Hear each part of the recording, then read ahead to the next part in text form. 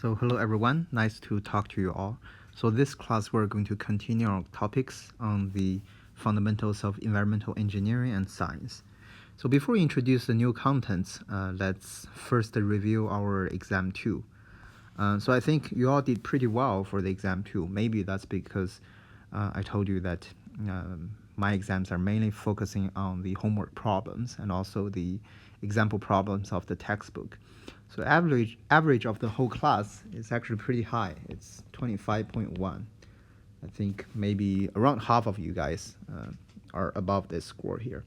So we do have one student who got the full score, 30 out of 30 here. So I think you all did pretty well. So here I'll just introduce some or go over some problems that are common mistakes that occurred in the exam here. So first about the multiple choices problems. So these two problems are the common mistakes I saw. So the first one is asking about what is the principal design parameter for a sedimentation basin. So maybe a lot of you, when you saw the sedimentation, you think of the particle settling, right, because of the gravity. So you may choose the settling time of the as a principal parameter. But if we talk about the design parameter, then you can see from the textbook and also from my notes that for the sedimentation basin, we're mainly using the overflow rate or the surface overflow rate as the principal design parameter for the sedimentation basin. So this should be, so A should be the answer of this problem. So the second question is asking what is the relationship between carbonate hardness and also the alkalinity. So if you look at the definition of the carbonate hardness, so it's defined as the parameter, or it's defined as the either total hardness or alkalinity, whichever is smaller, right? So the carbonate hardness, right, is total hardness or alkalinity. So basically the minimum of these two, right, whichever is smaller. So this means that if the alkalinity is above the total hardness, then the carbonate hardness is equal to total hardness, which means that the carbonate hardness is smaller than alkalinity. And if the total hardness is higher than the alkalinity, then the carbonate hardness is equal to the smaller one. So under that situation, the carbonate hardness is equal to alkalinity. So after combining these two, we can see that actually B is the correct answer. You may say that there's a lot of definitions here, right? So it is not a direct way of showing what is the relationship here. So let's give two examples here. Okay, so we talk about the hardness. Hardness are mainly just the calcium and magnesium in water, right? So we create that bar graph that's showing the relationship between the cations and anions, right? So let's say this is the cations, right? So if we have a situation where the carbonate hardness is here, so the rest of it are going to be some other types of anions, right? There can be sulfate, right? Nitrate, so on and so forth. And here it's bicarbonate, right? So under this situation, the carbonate hardness is equal to the alkalinity, right? Because in this water here, since we have these two ions, there are no carbonate ions here, and there's we can assume that the pH is close to 7, which means that the OH ion concentration is much smaller than 1, which is negligible. Okay, so under this situation, the carbonate hardness is just equal to the alkalinity.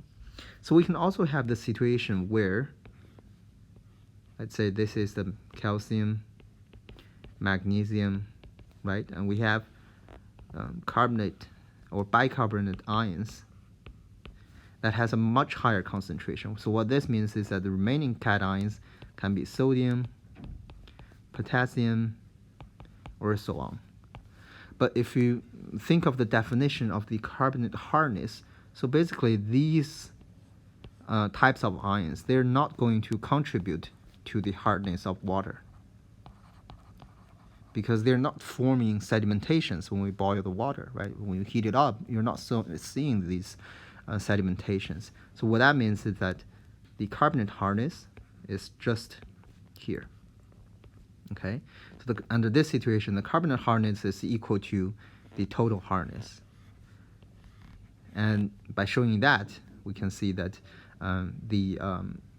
basically in this way, the carbonate hardness is smaller than the alkalinity, where the alkalinity is here.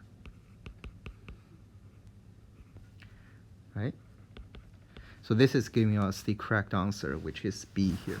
Okay, so these two are the two major problems that I saw. So there's another problem about evaluating the river water quality. So people will typically prefer late summer to do those measurements because the water level is the lowest and also the reaction rate are the highest. So there's a bunch of reasons why people would like to do the water quality evaluation at late summer. Okay, and in terms of the calculation problems, I think a lot of you must have watched my review session that I posted last week. So I'm glad to see that you are following those steps, but there are some differences in these calculations here. So for example, for the first problem, a major difference, so apart from this geometry here, I remember that for the other problem, the depth is 30, right? And the length and width are also different here, also in terms of flow rate. But the major difference is this inflow concentration here. So if we read again from the beginning on this problem, so let's say that there's a small lake. It's surrounded by agricultural land. So the lake is a square shape, right? It has a square shape in terms of the surface, and also it has certain depths, right? We have 100 meter on the sides, right? And 40 meters as a depth. Okay, so the lake is fed by a stream that's having an average flow rate of 2 cubic meter per second. So let's say this is the inflow, which is 2 cubic meter per second, right? So because of the mass balance, there must be an outflow, which is also 2 cubic meter per second. Okay, so I think almost all of you know this mass balance situation here. So it also says that the stream contains, so basically this inflow stream contains a herbicide as a concentration of 10 microgram per liter. Okay, it's listed here, right? And also at the same time, the surrounding agricultural land is releasing the herbicide into the lake, and people are observing a constant concentration of 40 microgram per liter in this lake. Okay, so also we know that the herbicide degrades biologically with a rate constant of 0.25 per day. So we mentioned in our review session that based on this unit here, we know that this is a first order reaction. Okay, so assuming that the lake is a steady state condition, what would have been the mass input, right? So the mass input is asking about what is the total amount of herbicide that the agricultural land is inputting into this lake here. So we need to do a mass balance. So first, based on the mass balance of the water, we know that whatever flows in has to flow out at the same flow rate here, right? And we need to also build a mass balance for the herbicide here. So let's say that we're trying to build up this equation. So basically, let's say the CH is the herbicide concentration, right, as a change as a function of time. So we need to multiply that by the volume, which means that this is the total change of the, let's say, the mass of the herbicide in this lake here. So this change is contributed. Let's say if this term is positive, then that's basically caused by the contribution, right? So the contribution, we can see that it's one part of it is the inflow, right? We need to multiply, that is equal to Q multiplied by the concentration of the herbicide in that inflow. Okay, so it's asking for the mass input of the herbicide. So this is also the contribution of the herbicide into the lake. So there's also sinks. So basically these herbicides are also consumed. So on one hand, it's being consumed by this outflow because the outflow is always pulling these herbicide outside, right? So we need to minus the Q multiplied by C out, right? And also we need to consider the reaction or the decay of this herbicide. We mentioned that this is a first order reaction, so we can calculate that by multiplying the volume of the lake multiplied by the reaction rate constant and the concentration of the herbicide in the lake. Okay, so further, this problem is saying that the whole system is at steady state, which means that this is equal to 0. All right, so which means that these 4 terms should be equal to 0. And since this is well mixed, it's also assuming that the lake is also well mixed. That means the concentration of the herbicide in the lake should be equal to the concentration of the herbicide in the outflow stream, right? So we can further write out as Q C in plus M minus Q C H, right? That is the concentration of the herbicide in the lake minus VK multiplied by CH. So now we can start to plug in all of these numbers. So we know that the Q is 2 meter cube per second, right? The concentration of the inflow is 10 microgram per liter, right? We're trying to solve for the M. So for the outflow, the flow rate is 2 meter cube per second, right? For this concentration, we know that this is constant, right? 40 milligram per liter, right? So for the volume, we can calculate that by 100 multiplied by 100 multiplied by 40, and then the K is 0.25 per day, right? And then the concentration here is 40 milligram or microgram per liter, okay?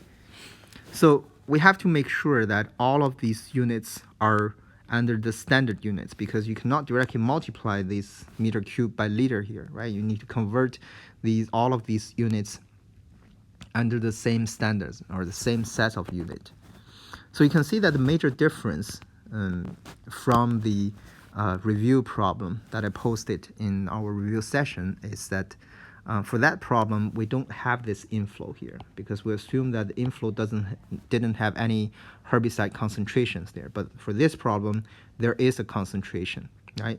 So because of that, the solution is different, which is going to give us a mass input of 9.18 kilogram per day. Okay, so this is the mass input of the herbicide from the agriculture land, right? So you can go through these calculation problem again just to confirm that this answer is correct. So I saw that a lot of you basically forgot about this term here, and some of you assume that or treat this mass input as the rate change here, but that is not the case. Okay, so the other problem I want to talk about is basically this design problem for the rapid sand filter boxes. So we had a similar problem for the homework practices. So the numbers here are a little bit different, but actually it's a little bit trickier when you're trying to solve for the answer here. So basically we have a total flow rate, right? Total flow rate is 1.5 meter cube per second, right? We have the loading rate. So the loading rate is, let's say the loading rate is 210 meter cube per day per meter square. Okay, so basically this will give you a unit of meter per second, okay, after you convert this day to seconds. So based on that, you can directly divide this Q by L to calculate this surface area. Okay, so you can calculate certain value here and further give you the dimension of this filter box, right? So basically, if you want to calculate what is the number of these sand filter boxes, then you need to further divide this S by basically the surface area of each sand filter box, right? So I think all of you got the correct answer for this step, which is 12.34. Okay, so now we have a decision to make, right? So if it's 12.34, then we can either choose 12, we can choose 13, 14, right? So I think all of you are trying to decide among these three. I didn't see that people choose 1 here because 1 is too much different from the 12.34, okay? So, so we mentioned in the class and also in the review session that when we're trying to design the rapid sand filter boxes, people will always prefer even number of filter boxes because that's easier for the construction. So based on that, we can rule out the choice of 13 here. So it's either 12 or 14. Okay, so I can tell that why some of you try to use 14 here because here we're trying to make the system safer, right? If we have more sand filter boxes, then that's going to make this whole system more stable because in this way, the loading rate is always below this required loading rate, right? So why can't we choose that?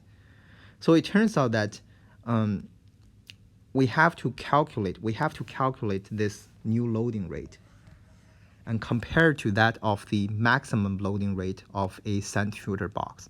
So we mentioned in the class that the maximum loading rate for this rapid sand filter boxes is 235 meter cube per day per meter square.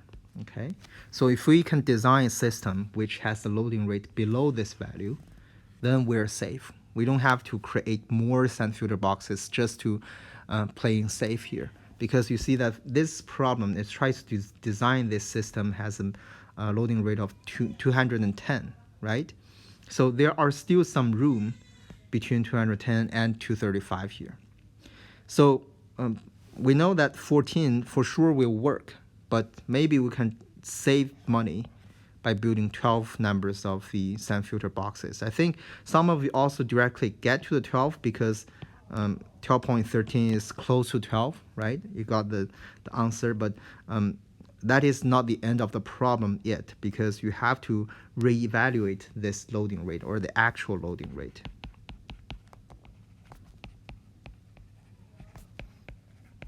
So how do we calculate this actual loading rate? So we can calculate that by dividing the total flow rate by the surface area or the total surface area. So we can use 12. There are 12 sand filter boxes, right?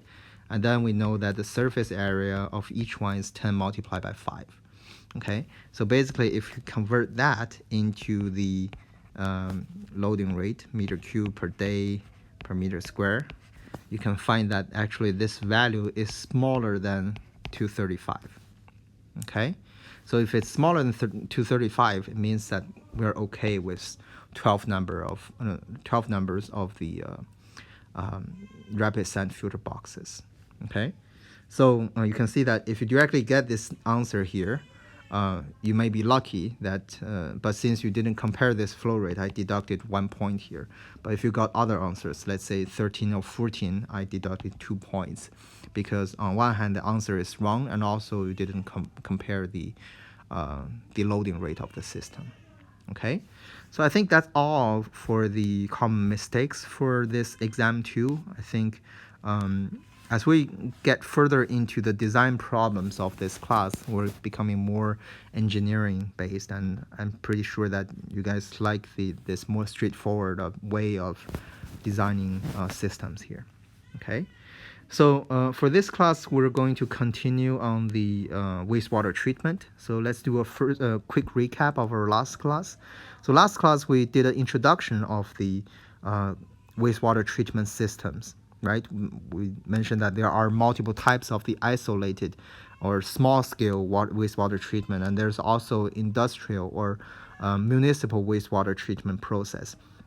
So we mentioned that there are multiple treatment processes there can be a preliminary treatment, or we call that pre-treatment, right? There's also primary treatment. So basically the pre-treatment will remove the larger solids that's in the wastewater. So there's also a primary treatment. So the primary treatment will further remove the solids that's in the wastewater, and that is based on the concept of the sedimentation basin. Okay, so we mentioned that the federal requirements or federal standards requires that all of the wastewater have to go through this secondary treatment. So people will use the secondary treatment basically to introduce some biological or microorganisms in the water to further lower the BOD. Okay, so after the aeration tank, there can also be a second sedimentation tank, but both of these are categorized as the secondary treatment. So after the secondary treatment, there can be a tertiary treatment. We can further filter the water or disinfect the water if the water is being reused, right? So also mentioned that during these treatment processes, we're generating a lot of sludge, right? We have to process these solid waste properly. So here in this class, we're going to go into the details of each step of this treatment process, okay? So the first one is the bar racks. So basically, the bar racks are a part of the preliminary treatment or the pre-treatment. So the goal is to remove the large and heavy particles. So as you can see from the names, the bar racks are basically racks that can remove these larger solids here, right? Okay, and also people will design at least 2 channels here, mainly because if one of the bar is being pulled up for cleaning, we still want the other one to be in line to further clean the water there.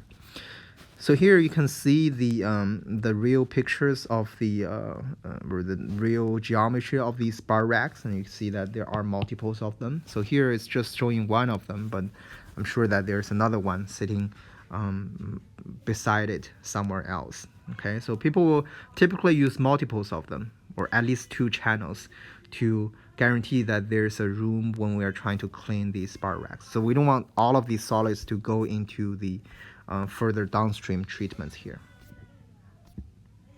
Okay, so bar racks can be a direct way of removing larger solids.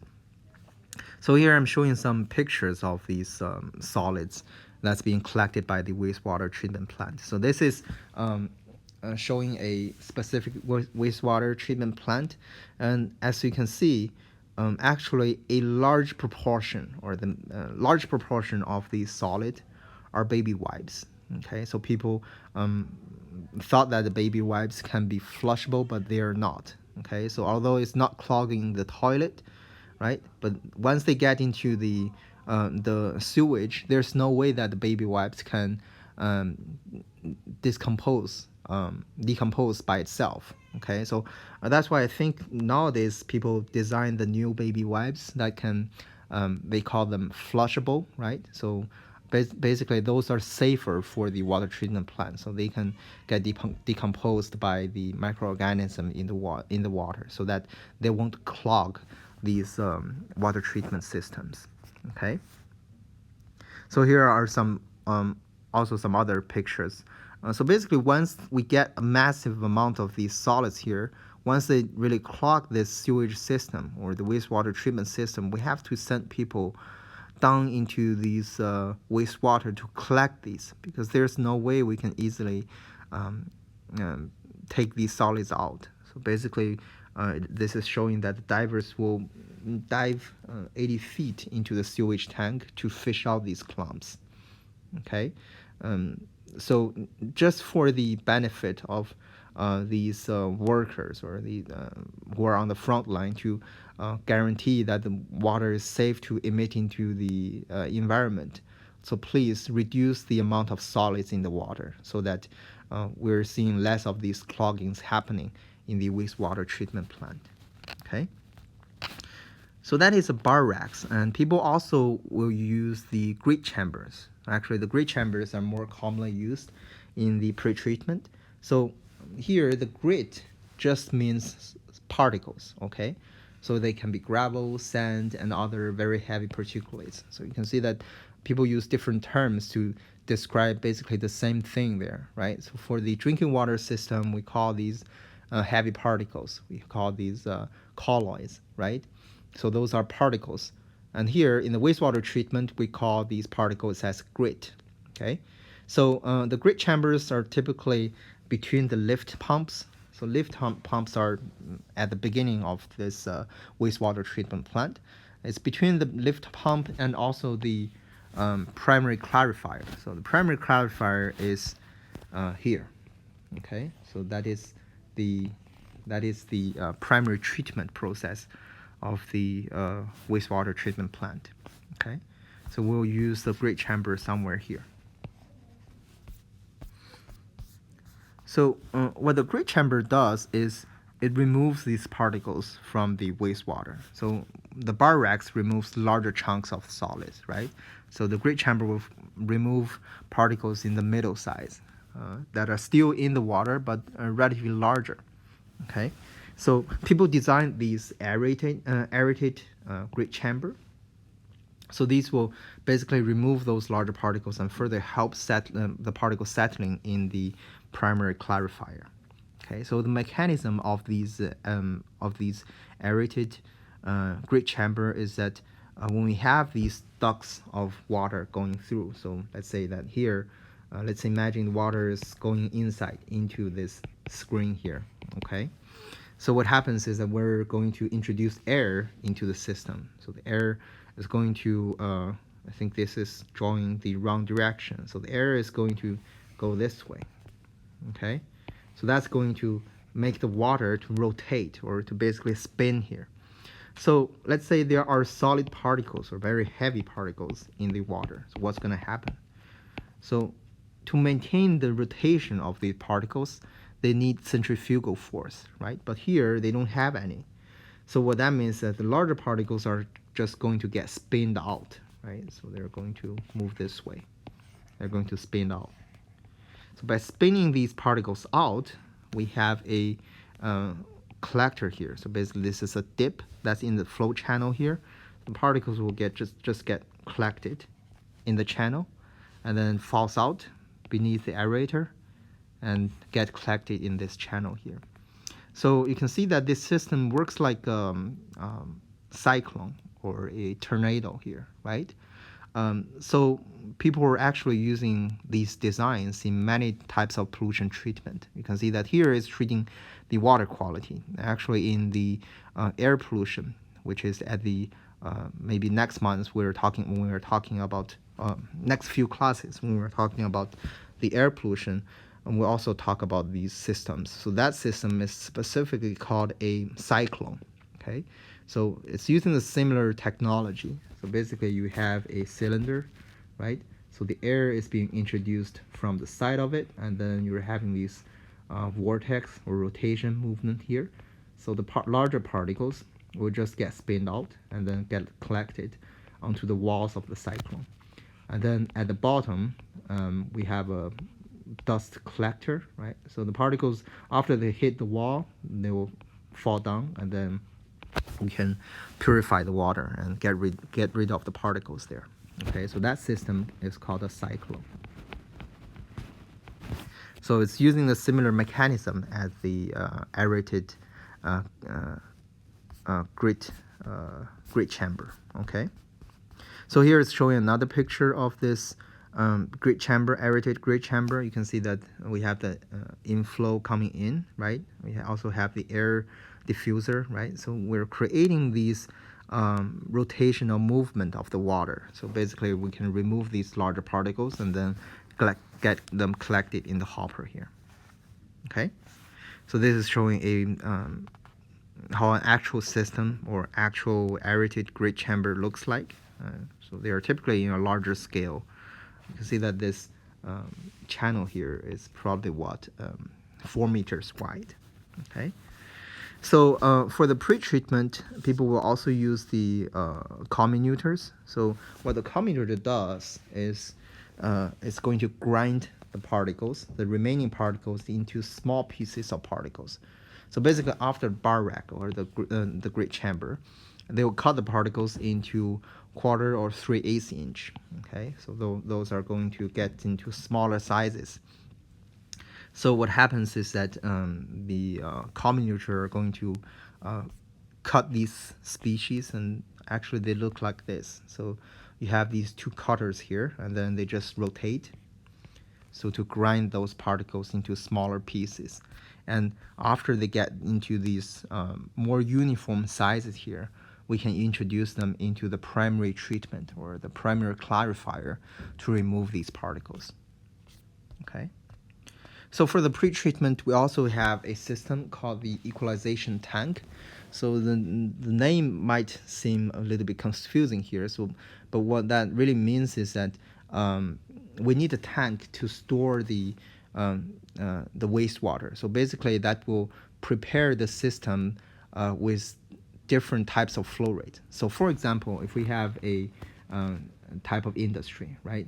So we introduced a slaughterhouse in our last class.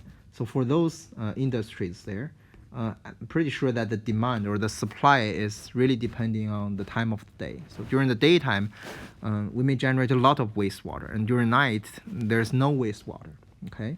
So, but we want the wastewater treatment to be continuously running, because if we stop it and then keep it running again, then that's going to cost a lot of maintenance process, right? So what happens is that we're going to create a tank, right, to store these extra or excess wastewater, right?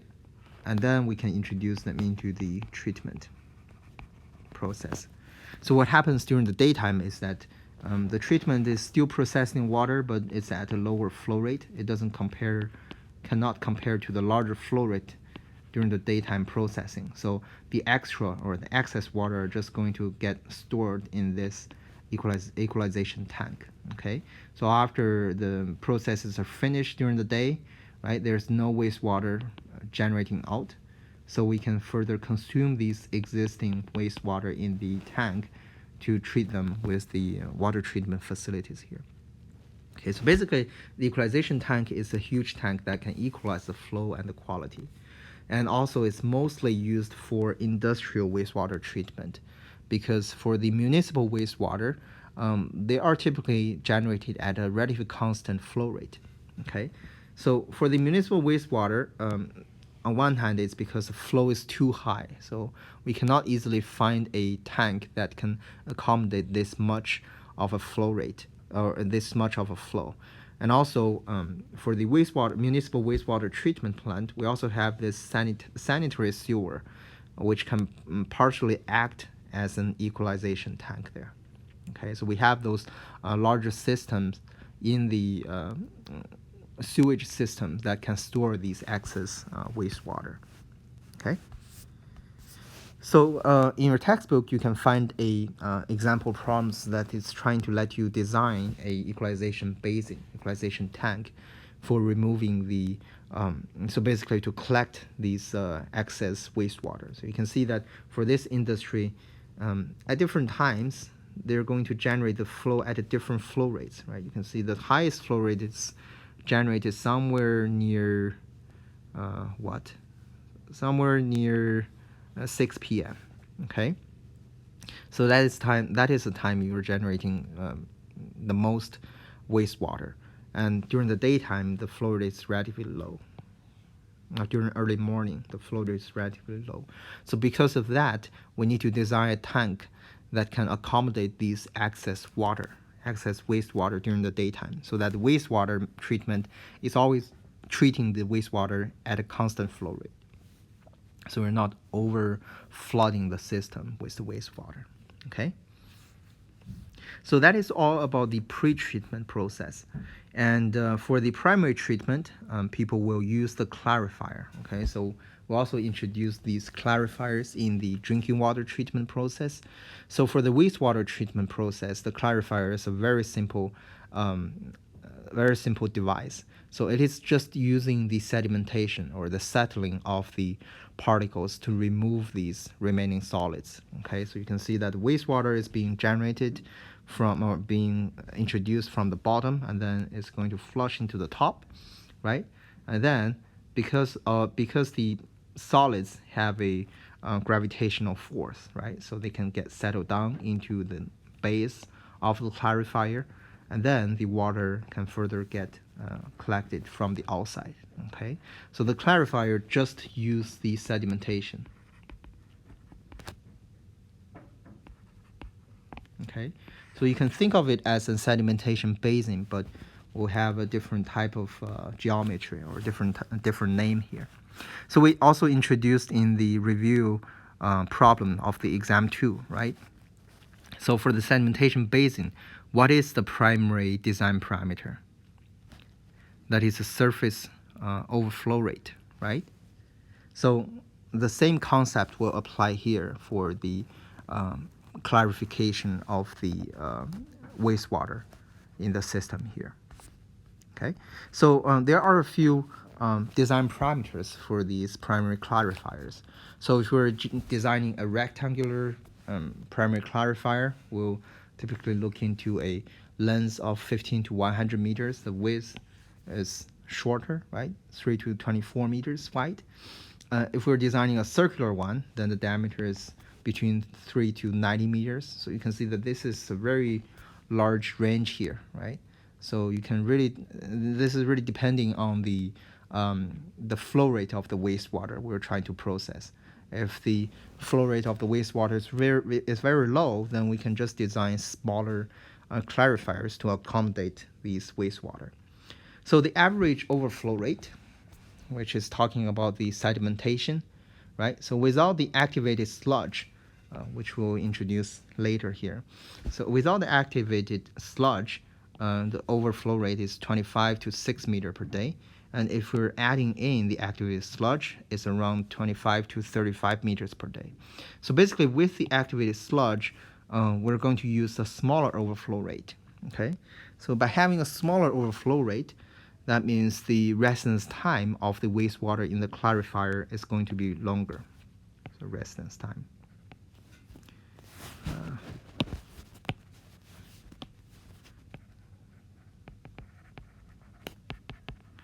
Residence time or retention time will increase, okay? So the peak overflow rate is around 80 to 120 meters per day, and the retention time or the residence time is 1.5 to 2.5 hours. You can see that this is relatively long time here because we're trying to let these particles, 1/4 inch or 3/8 inch wide solid particles, to settle down by themselves, okay? So the suspended solid removal for the primary clarifier is around 50 to 60%, and the BOD5 removal is around 30 to 35%. Okay, it really depends on whether we have the activated sludge in the system or not. So the activated sludge are the microorganisms that can oxidize these organic materials, which can reduce the BOD5 in the water. So again, we have this question: what is the master or principal parameter for the primary clarifier? So we said that the primary clarifier is similar to a sedimentation basin. So what answer should we choose? That should be B. We're talking about the surface overflow rate. Okay. So that's all for the primary treatment process. So although we call them primary, but the mechanism is really simple. So that's why federal requirements will require a secondary treatment to further purify the water, because we know that just by settling these solids is not enough to remove the suspended solid and also the organics in the water system, okay? So the secondary treatment are basically using these biological principles. So we're using these microorganisms to oxidize the organics in the wastewater. So they can remove the organics and the nutrients using these microorganisms. So we're talking about the metabolism, which is a process that the microorganisms conduct during this process, during this treatment. Okay, so the metabolism is the basically it's defined as all the biochemical activities performed by the cell. So it can be further classified into the catabolism and anabolism. So catabolism means basically that is the consumption of the food and convert that into energy. Okay, so this is the pure consumption of the organics. Okay, so anabolism means cell growth. So this is basically generating more cells. Okay, so the major difference is that this one is just sustaining the cell itself, while this one is creating new cells. So here is a very simple diagram that's showing the difference between the catabolism and anabolism. So the catabolism is just consuming the substrate or the waste, right, to generate these end products. So for example, carbon dioxide, or water, or other types of organics. But once we generate these energy, then they can convert into new energy and then produce these cells. Once the new cells are produced, we call this process as the anabolism. Okay, so in terms of the biological treatment process, there are different types of decomposition processes. So there can be aerobic decomposition. So aerobic decomposition means the decomposition that needs oxygen as a feed. Okay, so this is also the process that the natural water self-purify itself. So we introduce the DO Sag curve, right? DO Sag curve will need, we're showing that curve there because the organics in the water, to oxidize them, they need oxygen, that to be pumped into the river water. Okay, so that need oxygen, and basically that process is the aerobic decomposition. Okay, so it needs molecular oxygen, and in terms of the end products, we can generate carbon dioxide and water. And one thing we need to notice is that for these aerobic decomposition process, they will release large amount of energy. So this is the major difference between the aerobic decomposition and other types of decomposition processes. And because we produce a lot of these energy for these microorganisms, they're going to have a very high growth rate. If they have a high growth rate, then they're going to produce more sludge because we're generating more solid bacteria or microorganisms in the water. Okay, so we have a higher reaction rate. That means there will be less odor, because the odors are typically organics that are also having a relatively low, relatively high volatility, so they can get vaporized and then form those odor. And also for aerobic decomposition, those are designed for not designed for high strength wastewater. So because if that's high strength wastewater, which means that it contains too much BOD, then it's going to require too much oxygen, which is not really suitable for these processes. So this is aerobic decomposition. So we also have the anoxic decomposition, which means that it's going to use less oxygen, okay? So, or no oxygen for certain types of the microorganisms. So for these microorganisms, they use the nitrate or nitrite as the food, as their energy source, okay? So they're going to produce nitrogen, carbon dioxide, and water. So they also release much energy, which means that they're going to generate more sludge or relatively high biomass in the sludge there. And another advantage for these anoxic decomposition is that they can remove the nitrate or nitrite. Okay, so we call this process as the denitrification. So after we remove these nitrate or nitrite, basically they're converted into ammonia. And then we can go back to the aerobic decomposition to oxidize the ammonia to remove these nitrogen sources. Okay, so the other decomposition type is the anaerobic decomposition or the fermentation. So this is a process that does not require oxygen, or oxygen have to be absent so that the aerobic decomposition can take place.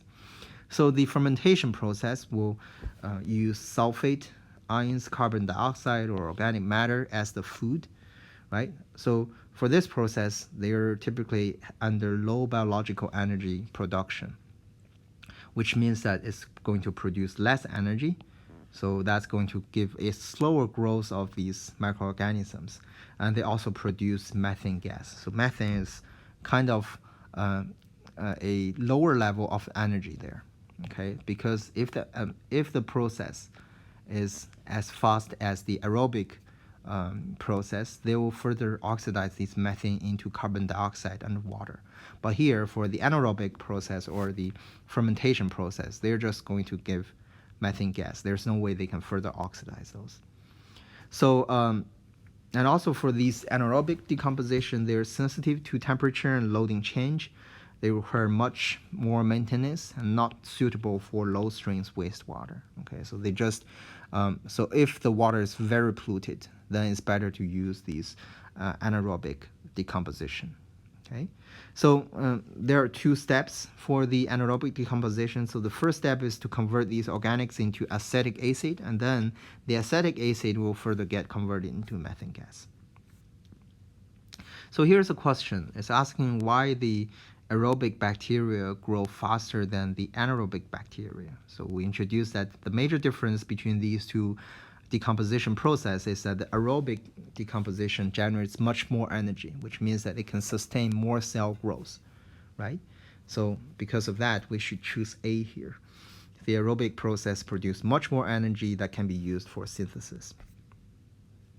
Okay, so finally we can start a little bit on the activated sludge.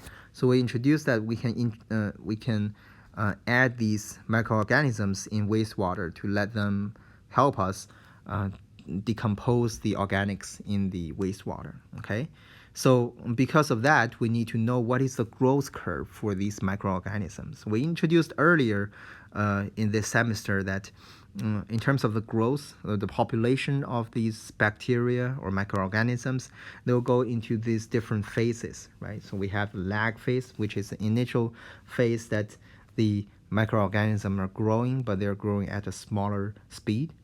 So we then have the log normal or the log or exponential phase where the number of the bacteria increases significantly. And then we'll go into this stationary phase where the rate of the decay or the rate of the microorganism dying is equal to the rate of the new microorganisms being produced. And then if all of the food are being consumed, then they will go to this death or logarithmic decline phase. Okay? So actually this curve kind of reminds me of these current COVID-19 situation here. So if you track the number of the people getting these disease here, you can see that we're also seeing these types of curves. So that's why people are mentioning that this slope going up is going to be much faster than the slope going down. Okay, so that's what right now our country is trying to do. That is trying to really push this curve further this way, right? We call that flatten the curve. Okay, so we can have a slower growth. So we're not saying that. Of course, it would be great if we can reduce the total population that's getting transmitted by this virus here. Actually, that is what we're trying to do. We're giving the stay-home orders. We're giving recommendations to put on masks, right? So we're really trying to reduce this number here. But also, we're trying to push this curve more flattened so that the hospitals have the resources to take these patients here, right? If all of the patients are going in this exponential curve, then the healthcare systems or healthcare facilities are going to explode. There's no way they can handle this large amount of patients here. Okay, so although they might be having different types of growth kinetics, because I'm not a epidemiologist, so but by looking at this curve here, it really reminds me of what is happening right now in our country. So in terms of how to predict the kinetics here, right, the growth rate here. So right now this is just showing the number of the bacteria, right? So if we know that if we take the derivative of this curve here, then we're going to obtain a growth curve, obtain a growth rate. So basically, we call this growth rate as mu here. Okay, so the mu can be calculated by different parameters shown in this equation. So this equation is called the Monod equation. So what the Monod equation means is that the growth rate of the bacteria really depends on how much food there are. So let's imagine if there's unlimited amount of food in the system, then the bacteria can grow happily, right? They can grow at the maximum speed in terms of their population. So in this equation, the S here represents the substrate concentration, which is the organics in the water. So that's the food of these microorganisms, right? So you can see that if the S goes to infinity, what's going to happen in this equation? So if the S go to infinity, they're going to be much larger than the Ks. So these things two S can cancel out. We can obtain this mu m here. So mu m is a maximum specific growth rate, okay? But typically there will be limited amount of food, right? So that's why we're seeing this reduced growth rate, okay? So we further introduce this Ks here, which is a half saturation constant to describe this curve that's happening here, okay? So you can see that if the S is too small, if the S goes to 0, what's going to happen? The S goes to 0, the denominator is Ks, denominator is 0. So basically the growth rate will go to 0. Okay, that's the point here. All right. So the Monod equation really really describes what is the growth rate of the bacteria, right? The growth rate of the population of the bacteria. But if we look at the population here, it's not only the growth that's driving the population. There's also decay or the death of these bacteria. Okay. So if we just consider the growth of this population here, then we can tell that the growth rate Rg is equal to dx divided by dt, where the x is the population of the bacteria. Okay, so that is calculated by mu multiplied by the x, and this is a first order reaction. Okay, so basically the population or the change of the population for the bacteria is equal to the growth rate multiplied by the concentration of the bacteria. Okay, so there's also a observed growth. So the observed growth is what's happening really in this curve here. So the observed growth have to incorporate the death or the decay of these microorganisms. We call these as endogenous decay rate constant. Okay, so because of that, then we can tell that dx dt is going to be equal to this term here then. So people also design or define a parameter called the total substrate utilization rate. So that is dividing this growth rate by the substrate concentration or the amount of food.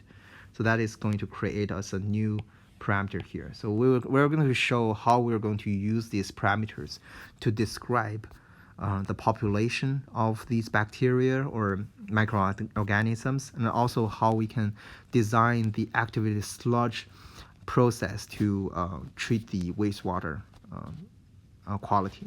Okay.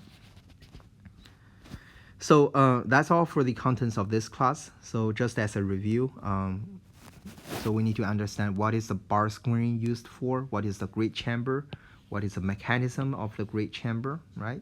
What is the equalization tank, right? And also, what are the main design parameters for a primary clarifier? What is the metabolism?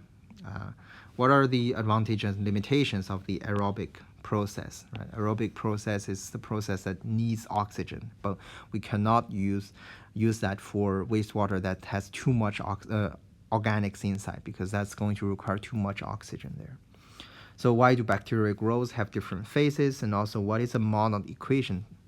What does that tell us? Okay, so that's all for the contents of this class. Feel free to let me know if you have any questions, and talk to you on Wednesday. Bye.